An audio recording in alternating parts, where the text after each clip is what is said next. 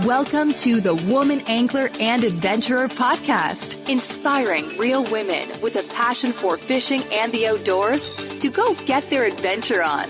Now, here's your host, Angie Scott and Barb Carey.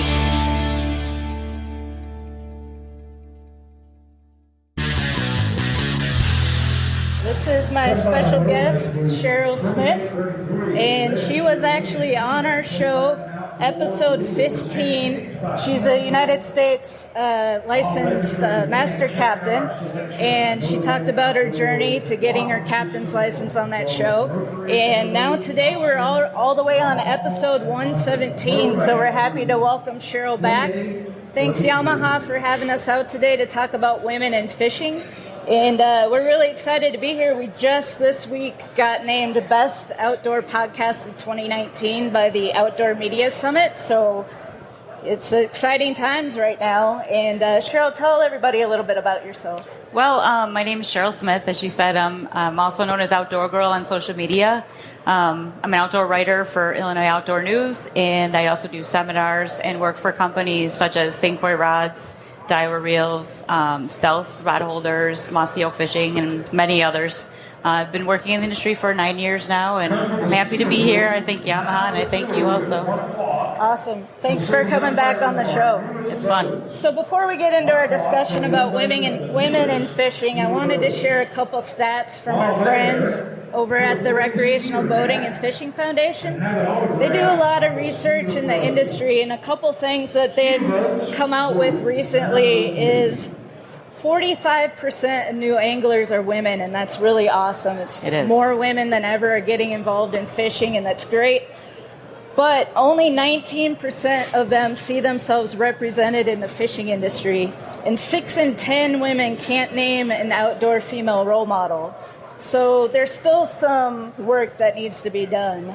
I agree, definitely. Yeah, so you mentioned you've been in the industry for 9 years now. How have you seen it change over that time for women in fishing specifically? Well, when I first started 9 years ago, my first experience in the industry was St. Croix Rods, and I noticed there weren't many females. I'm from Illinois, and we didn't have a lot of females in the industry. We didn't have a lot of females even really coming to the trade shows. And I know that St. Croix Rods was very helpful with that because a lot of the customers that came in the booth, they really didn't see me as being taken serious and knowledgeable with rods. They didn't even give me a chance, and which was great because St. Croix Rods, as far as like them being helpful, they stuck by me and they pushed me to, if somebody came in the booth, they're like, well, Cheryl can help you.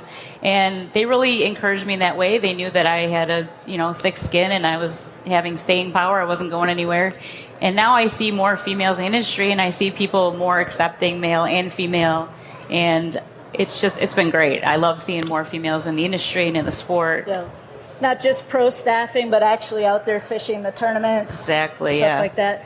So as you're doing these seminars and you're working trade shows and you're at the retailers showing products and such, what kind of observations have you made for women that come up and might have questions? And yeah, it's really interesting. There's obviously different personalities with anybody, male or female. But I've noticed with females, they're very standoffish. They're afraid to come in and ask the questions. They're afraid that they're not going to be taken serious, or they're going to be laughed at if they ask the wrong question or say the wrong thing.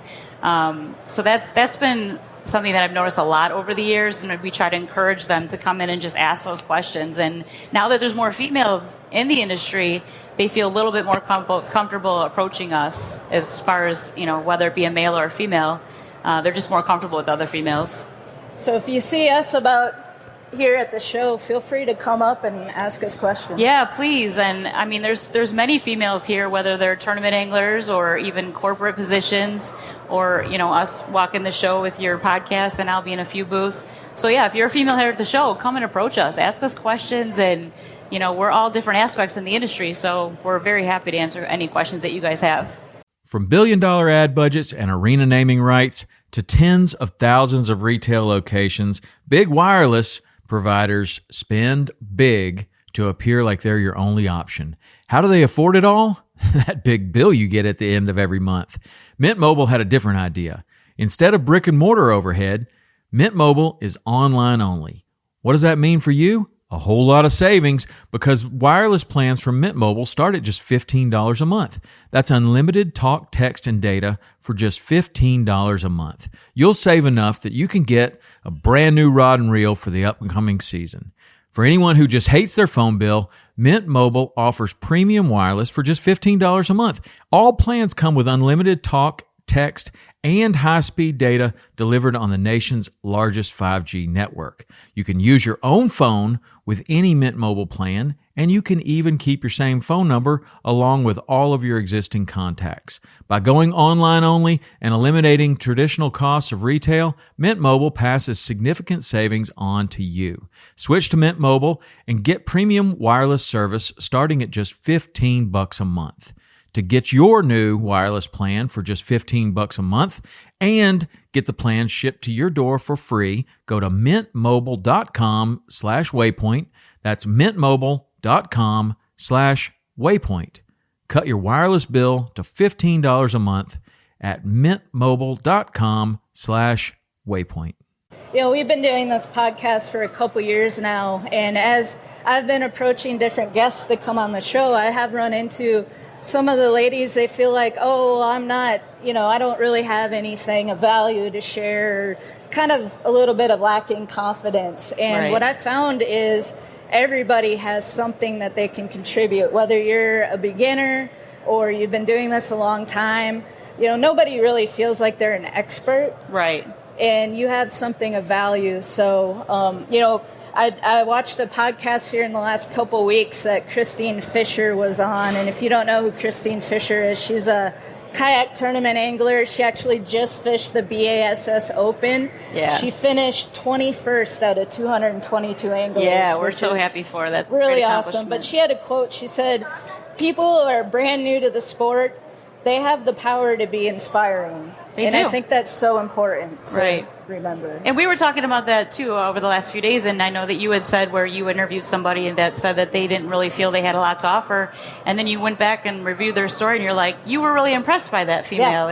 Yeah. And I think that's something we all need to remember is that we all have something to offer, and we're all willing to hear what your story is.